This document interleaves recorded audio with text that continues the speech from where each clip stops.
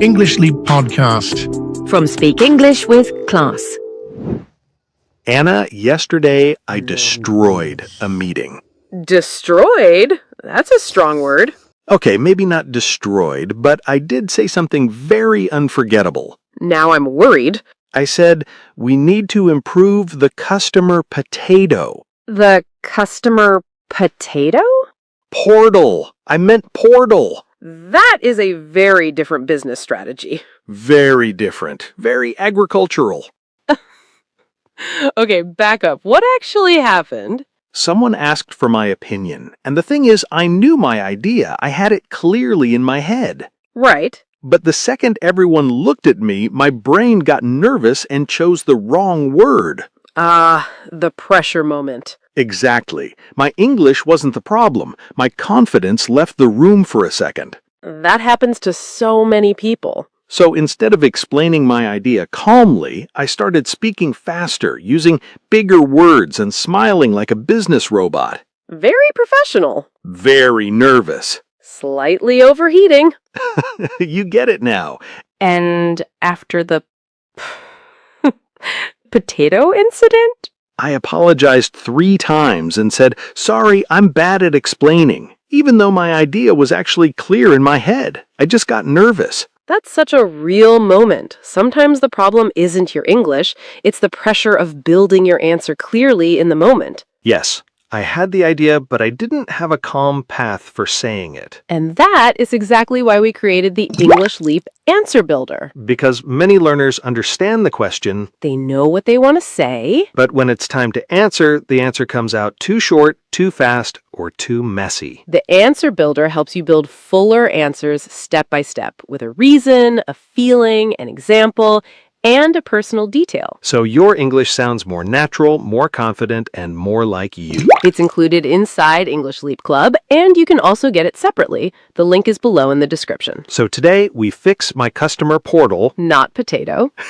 not potato, Not potato. and we help you communicate with calm, clear confidence. Hey, English learners! Welcome back to the English Leap Podcast, your cozy little place to learn easy English through real, everyday conversations. I'm Anna. And I'm Jake, currently recovering from yesterday's meeting. Today, we're talking about how to communicate with confidence in English. Not fake confidence. Not speak fast and hope everyone understands. I have tried that method. It is not safe. We're talking about real confidence, the kind that helps you stay in the conversation even when you feel nervous. And later in Say It Better, we'll take nervous learner sentences and make them sound more confident, natural, and kind. And in Word Tour, we'll slow down some useful B2 to C1 words for this topic.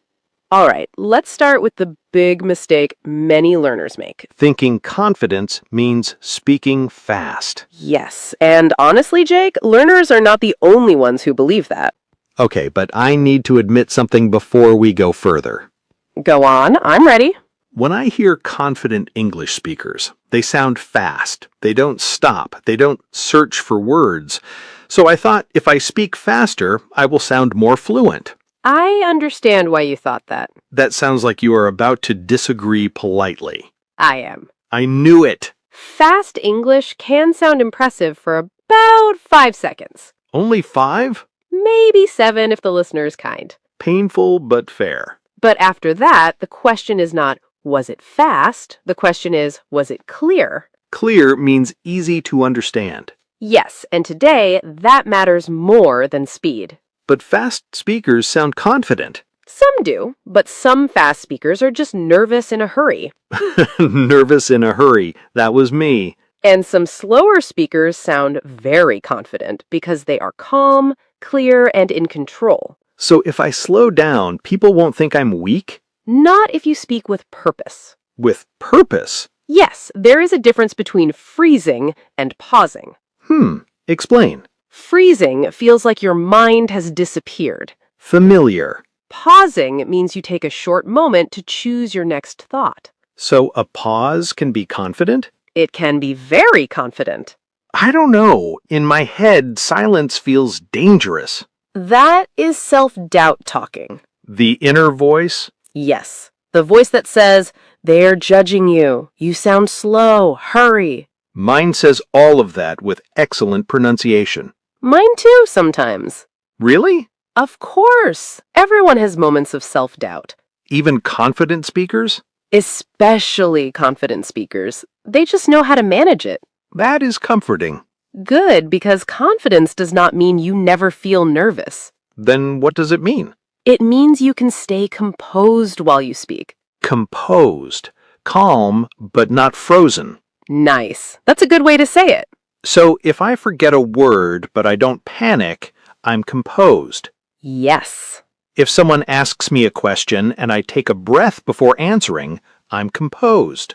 Yes. If I say customer potato and don't leave the country, I'm composed. That might be advanced composed. Good, I need that level. Let's look at what happened in your meeting. Do we have to? Gently. Fine. You had an idea. Yes. Then everyone looked at you. Terrible moment. You felt pressure. A lot. So you rushed. Yes. And because you rushed, your words became less clear. That is what happened. Then you made one mistake. One unforgettable mistake. And after the mistake, you apologized too much. I did. That is the part we need to change. Not the mistake? Mistakes will happen. We can reduce them with practice, but we cannot remove them from life. I dislike that answer. I know, but it is true. So the real skill is not never making a mistake. The real skill is recovering after a mistake. Recovering means getting control again. Yes, when you recover, you don't let one mistake destroy the whole conversation. That is hard. It is, but it is learnable. Give me a better version of what I should have done. Okay, you say, we need to improve the customer potato. Unfortunately. Then, instead of panicking, you pause. Like that? Maybe a little shorter. Good note. Then you say, sorry, I mean customer portal. That's it? That's it. No speech about how bad I am at explaining? No. I needed to hear that. One small correction is enough. Sorry, I mean customer portal. Or, let me correct that, customer portal. That sounds much more confident. Because it keeps the focus on the message, not on your fear.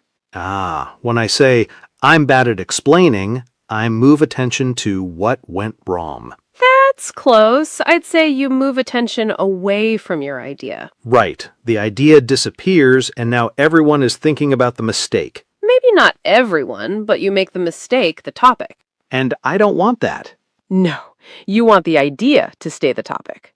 So confident communication protects the message. That is a beautiful line. Thank you. I'm healing. Slowly, but yes. Okay, so confidence is not speaking fast. It is speaking clearly. Good. A pause is not failure. A pause can show control. Strong. And if I make a mistake, I recover instead of attacking myself. That one matters most. Are we done? I feel emotionally repaired. Not yet. I feared that. There is another confidence skill learners often ignore. What? Asking for clarification. Oh, I hate that. Why? Because if I ask someone to repeat something, I feel like they will think my English is weak. Or they may think you're actually listening. That is not where I thought you were going. Asking for clarification means asking someone to make something clearer. Clarify. Make it clearer. Yes, and confident speakers clarify all the time. Native speakers too? Jake, native speakers say, sorry, what do you mean? Every day. That is true. They say, can you explain that another way?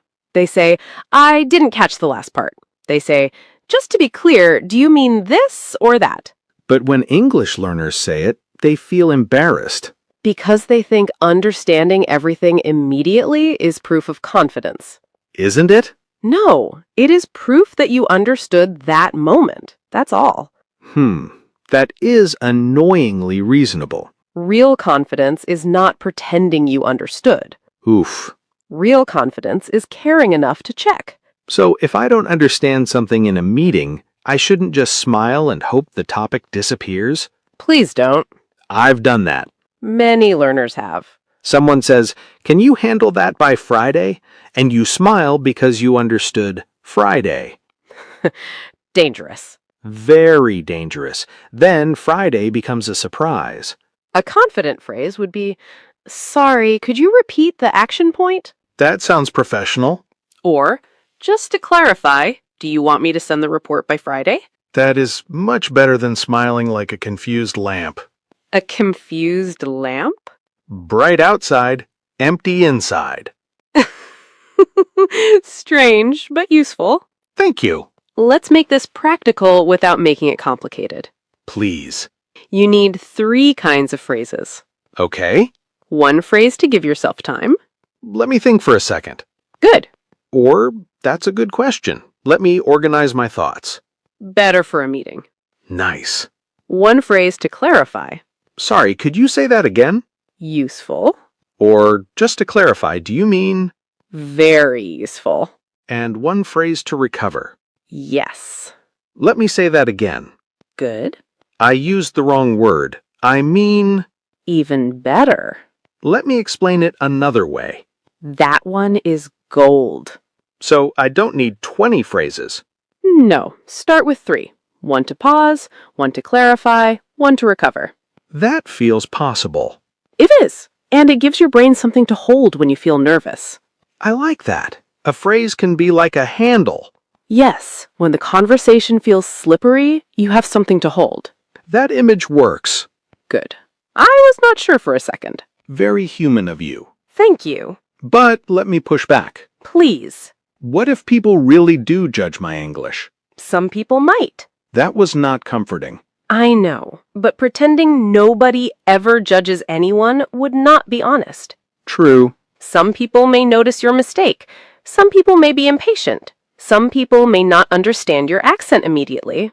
So now I feel worse. Stay with me. I'm staying? You cannot control every listener. No. You can control your response. Meaning? You can slow down, you can clarify, you can recover, you can keep your message clear, you can avoid attacking yourself. So confidence is not controlling what everyone thinks? No, that would be impossible. Confidence is controlling how I continue. That's the heart of it. So if I make a mistake and say, "Sorry, my English is bad," I give the mistake too much power. Better, you give the mistake more attention than the message. But if I say, "Let me correct that," I continue. And you protect the conversation. I'm starting to understand. Good. So what should English learners practice this week? 3 simple things. Always 3. 3 is friendly. Go on. First, practice 1 pause phrase. Like, "Let me think for a second." Say it out loud until it feels ready in your mouth. Ready in your mouth. I like that. Because when you're nervous, you don't want to invent every sentence from zero. You want a phrase ready. Right. Second, Practice 1 clarification phrase. just to clarify, do you mean? Good. That phrase can save you from many misunderstandings. Because I'm checking before I continue. Yes. Third, Practice 1 recovery phrase. let me say that again. Good. What I mean is, Also good. I used the wrong word. I mean, Very useful. so instead of preparing to be perfect, I prepare to continue. That is the shift. That is much better. Because confidence does not appear before you speak. Wait, say that again? Confidence does not appear before you speak. It grows because you speak. Pause, clarify, recover, and continue. That feels like the sentence learners should remember. I think so too. So today, learners don't need perfect English. No. They need 1 phrase to pause 1 phrase to clarify. and 1 phrase to recover. That is a strong start. And if something goes wrong, You continue. if the word disappears, You explain another way. if the listener looks confused, You clarify.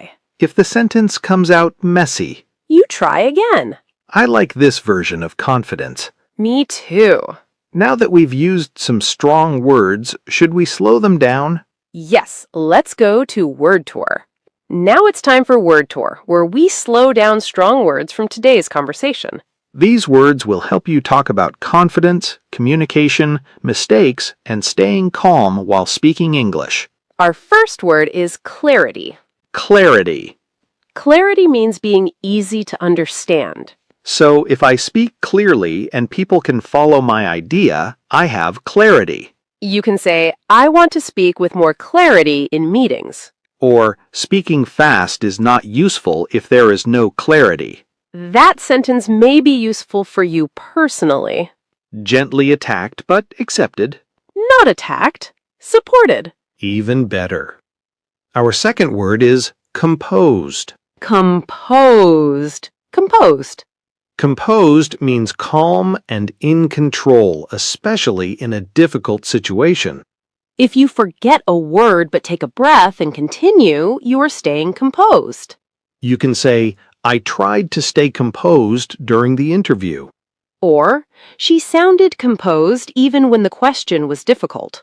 I like this word. It sounds calm. It does. Just don't use it to pretend you never feel nervous. So composed is not emotionless. No, it means you feel the pressure, but you don't let it drive the car. That is useful. Our third word is clarify. Clarify. To clarify means to make something clearer or ask someone to make something clearer. If I don't understand, I can say, could you clarify what you mean? Or, just to clarify, do you need this today or tomorrow? That sounds professional. It is. Clarifying is not weakness. It shows you care about understanding. This is one of the best confidence skills. Because pretending is risky. Very risky. Our fourth word is hesitate. Hesitate. Hesitate. To hesitate means to pause because you feel unsure or nervous. Many learners hesitate before speaking because they are afraid of making mistakes. You can say, I hesitate when I have to speak in a meeting. Or, don't hesitate to ask for clarification. That phrase is very common. Yes, it means please feel free to ask. But there is a difference between hesitating forever and taking a useful pause. Great point. A useful pause helps you continue. Hesitating forever keeps you silent. That difference matters. Our fifth word is recover. Recover. Recover. To recover means to get control again after a mistake, problem, or difficult moment. If I forget a word, pause and explain it another way, I recover. You can say, I made a mistake, but I recovered and continued. Or, learning how to recover helps me speak with more confidence. That is one of the most important ideas today. Confidence is not never falling. It is knowing how to stand again. Beautiful. Keep that. I will. Our sixth phrase is self-doubt. Self-doubt. Self-doubt. Self-doubt is the feeling that makes you question yourself or your ability. Self-doubt says, my English is not good enough, or everyone will judge me. You can say, self-doubt makes me hesitate before I speak. Or, I'm learning to manage my self-doubt and keep speaking. Manage is important there. Yes, we don't always remove self-doubt completely, but we can manage it. That feels honest. So those are today's strong words: clarity, composed, clarify, hesitate, recover, and self-doubt. And these words are not just for listening. Right. Choose one or two and use them in your own sentences this week. That's also why we have the English Leap Club, with transcripts, word tour practice, quizzes, useful vocabulary, and shadowing practice. It helps you come back to the episode and practice more slowly. Because hearing a phrase once is helpful. But using it again is where confidence starts to grow. And now, let's use some of today's ideas in more natural sentences. Yes, it's time for Say It Better, where we take simple learner sentences and make them sound more natural, confident, and kind. Today, we're upgrading the sentences learners say when they feel nervous about speaking. Here's the first one. Sorry, my English is bad. I have said this. Many learners have. But this sentence makes your English the problem before people even hear your idea. A better sentence is, I'm still improving, but let me try. Better, but I'd make it even more confident in a meeting. How? I may need a moment, but I'd like to share my idea. That sounds calm. Yes, it gives you space without attacking your English. So I don't need to apologize before I speak. Not for having an accent, not for being a learner, not for trying. Here's another one. I don't know how to say. The meaning is clear, but it sounds unfinished. A better sentence is, I'm looking for the right word. Good. It tells the listener what is happening. And if the word still does not come? Let me explain it another way. Perfect. That is the real confidence move. Explain around the word. Yes, don't stop just because one word is missing. Here's another one. You understand me. That sentence is understandable, but it can sound a little too direct. A better sentence is, does that make sense? Very natural. Or, am I explaining that clearly? That sounds thoughtful. Yes, but use it honestly. Don't ask every 10 seconds. Too much checking can sound nervous. Right. Use it when you really want to check the message. Here's another one. Repeat again. The meaning is clear, but it can sound too direct. A better sentence is, could you say that again, please? Good. Or, sorry, I didn't quite catch that. Very natural. That sounds confident because I'm not pretending. Yes, but in a professional situation, keep your tone calm. So not panic voice. Not panic voice. Noted. Here's another one. I made mistake. We need a small grammar fix first. I made a mistake. Yes, but in conversation, you may not even need to announce the mistake. Really? Sometimes just correct it and continue. A better sentence is, let me correct that. Good. Or, I used the wrong word. I mean... That helps you recover quickly. And it keeps the conversation moving. That is the goal. Here's the last one. I cannot speak confidently. That sentence sounds too final. It closes the door. A better sentence is, I'm learning to stay calm while I speak. I like that. It focuses on the skill you are building. You could also say, I'm practicing how to pause, clarify, and recover. That is stronger because it gives you a plan. A plan is better than a label. Yes, I cannot speak confidently is a label. I'm practicing how to pause, clarify, and recover is a direction. That feels much better. Before we finish, remember this. Confident English does not have to be perfect English. Confidence is not controlling what everyone thinks. It is controlling how you continue. Speak clearly. Take a pause. Ask for clarification. Recover when something goes wrong. And don't make your English smaller than your idea. Choose one sentence today. One pause phrase, one clarification phrase, or one recovery phrase. Practice it until it feels ready in your mouth. Because you are not preparing to be perfect. You are preparing to continue.